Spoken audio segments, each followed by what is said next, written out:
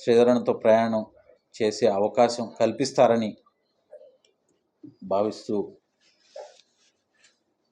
ఈరోజు వైఎస్ఆర్ కాంగ్రెస్ పార్టీకి రాజీనామా చేయాలని ఒక నిర్ణయాన్ని తీసుకోవడం జరిగింది. ఈ విషయాన్ని మీడియా ద్వారా శ్రీధరన్నకి వారి కుటుంబ సభ్యులకి తెలియజేస్తుంది. మీరు కన్న బిడ్డలాగా చూసుకున్నారు, నన్ను అవసరమైతే మేయర్ పదవి సైతం త్యాగం చేయడానికి మేము సిద్ధపడ్డామని చెప్పారు. అయితే ఆయన కష్టకాలంలో చివరికి 4 నెలలు ఏదైతే నెల్లూరు రూరల్ ఎమ్మెల్యే కష్టకాలంలో ఇచ్చారు, ఆ కష్టకాలంలో దగ్గర లేకుండా పోయినటువంటి మీరు దానికి ఏమని చెప్తారు? అన్న, నేను దీనికి ఆల్రెడీ సమాధానం చెప్పడం జరిగింది. మాట్లాడతారా? ఒక్క నిమిషం, అది అన్న అడిగి చెప్పేస్తాను. మీరు అడిగినటువంటి ప్రశ్నకి ఇదివరకే నేను సమాధానం చెప్పడం జరిగింది.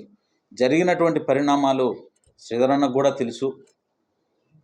అప్పటికే మీరు కూడా కౌన్సిల్ సమావేశంలో జరిగినటువంటి రోజు ఏ కారణం లేకుండా మమ్మల్ని ఏ విధంగా అవమానించారో, ఇబ్బంది పెట్టారో మీరు కూడా ప్రత్యక్షంగా చూశారు. ఏ విధంగా కేసులు పెట్టారో నా మీద చూశారు. జరిగినటువంటి పరిణామాలు మీ ఛానల్లో కూడా ప్రసారం అయ్యాయి. మేము కూడా అప్పుడు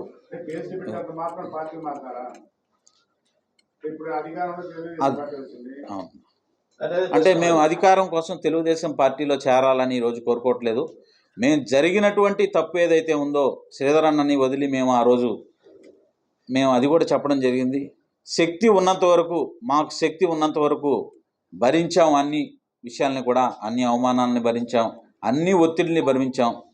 ఒకటైతే అర్థం చేసుకోమని అడుగుతున్నా, నా ఆర్థిక స్థాయి, నా శక్తి సామర్థ్యాలు ఏందని కూడా ఇక్కడ నాకు ఉన్నటువంటి పత్రికా విలేకరులు చాలామంది నాకు సోదరులతో సమానం. వారితో నేను అదేవిధంగా మెలుగున్నా. వారందరికీ కూడా నా శక్తి సామర్థ్యాలు కానీ, నా ఆర్థిక పరిస్థితి కానీ అందరికి కూడా తెలుసు. ఆ రోజు కోట్ల రూపాయలు నాకు అధికార పార్టీ ఇస్తానని చెప్పిందా లేదా అనేటువంటి విషయం మీకు కూడా తెలుసు. నేను కోట్ల రూపాయలని వదులుకునేటువంటి అంత కోటీశ్వరుని కాదు. కేవలం ఒక పేద కుటుంబానికి చెందినటువంటి వ్యక్తిని. కేవలం నాకున్నటువంటి ఆస్తి ఆ రోజు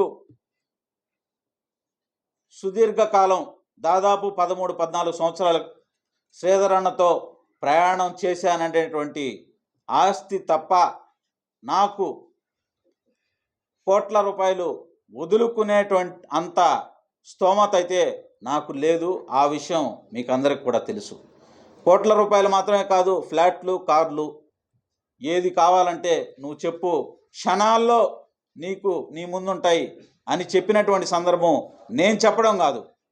ఆ రోజు జరిగినటువంటి పరిణామాలు ప్రతి ఒక్కరికి కూడా, నెల్లూరు నగర ప్రజల దగ్గర నుంచి, సామాన్యుల దగ్గర నుంచి, పత్రికా విలేకరుల దగ్గర నుంచి ప్రతి ఒక్కరికి కూడా తెలుసు.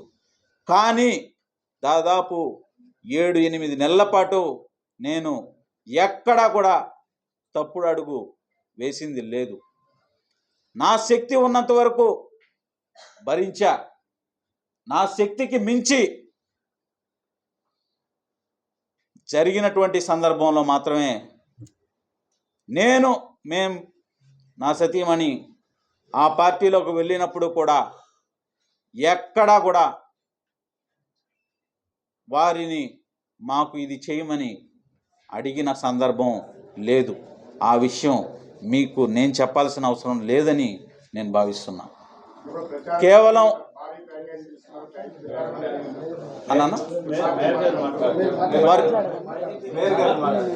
ఇదే చెప్పేసారు